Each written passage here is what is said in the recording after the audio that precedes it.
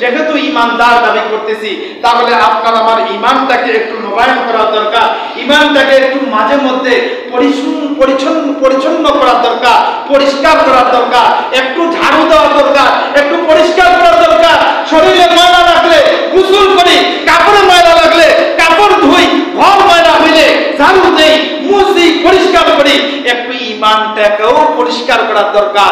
এই জন্য আল্লাহ রাসূল হাদিস শরীফের মধ্যে বলেন যে আপনি ইমানকে মাঝে মধ্যে তোমরা পরিশুদ্ধ করো, ইমানকে মাঝে মধ্যে তোমরা নবায়ন করো, মাঝে মধ্যে এটা একটু এক্সরে মেশিনের মধ্যে ঢুকাও, ইমানকে মাঝে মধ্যে কোরআন সুন্নাহ দিয়ে একটু এটাকে পরিষ্কার করো। যদি আমি মাঝে মধ্যে ইমানকে কোরআন সুন্নাহ দিয়ে যদি একটু পরিষ্কার করতে পারি, তাহলে দেখবেন আপনার আমার ইমানের মধ্যে যে কাঁচাগুলো আছে, যে ভুলগুলো আছে, এই ভুলগুলো শুদ্ধ হয়ে যাবে। ভুল যখন শুদ্ধ হয়ে যাবে, ইমান পরিশুদ্ধ হয়ে যাবে।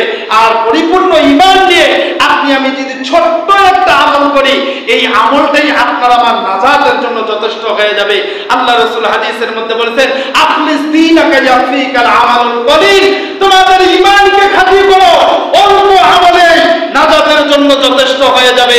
ঈমান যদি খাঁটি না হয়, পাহাড় পরিমাণ আমলের কোনো মূল্য নাই, সব আমল নিষ্ফল হয়ে যাবে।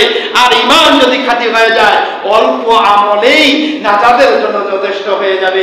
রব্বুল আলামিন আমাদের সকলকে ঈমান পরিপূর্ণ করে আমলকে পরিশুদ্ধ করে